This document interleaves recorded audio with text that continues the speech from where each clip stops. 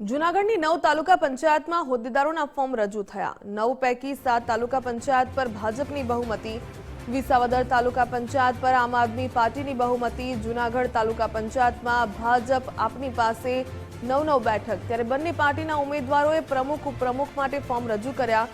જૂનાગઢ તાલુકા panchayat OBC સમાજના મહિલા પ્રમુખ બનશે।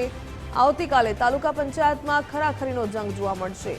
આપમાંથી પ્રમુખ તરીકે રક્ષાબેન બલદાણિયાએ ફોર્મ રજૂ કર્યું, તો ઉપપ્રમુખ તરીકે કિરણબેન હરેશભાઈ વાગડિયાને મેન્ડેટ ભાજપમાંથી પ્રમુખ માટે, ત્યારે ઇન્દુબેન ભોજકે ફોર્મ રજૂ કર્યું, ત્યારે ઉપપ્રમુખ તરીકે અંજનાબેન દેવેશભાઈ મારુએ ફોર્મ રજૂ કર્યું।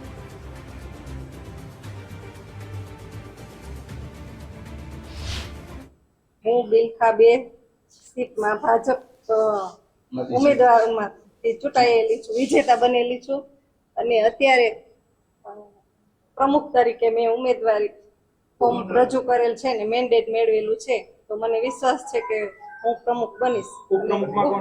અને મારી સાથે અંજનાબેન મારુ છે, એમને ઉપપ્રમુખમાં દરખાસ્ત કરેલ છે, મેન્ડેટ મળેલું છે, એ પણ ઉપપ્રમુખ બનશે। હું પ્રમુખની દાવેદારી તરીકે મેં આજે ફોર્મ ભરેલું છે ટીડીઓ સાહેબની હાજરીમાં, અને આ મેન્ડેટ સાથે ફોર્મ ભરેલું છે અને અમે દાવેદારી નોંધાવી છે। ઉપપ્રમુખ તરીકે વાગડિયા કિરણબેનનું ફોર્મ ભરેલું છે અને એમને પણ દાવેદારી નોંધાવી છે અને અમે જંગી બહુમતીથી જીત્યા છીએ, પણ અમે પ્રમુખ બનીએ એવી આશા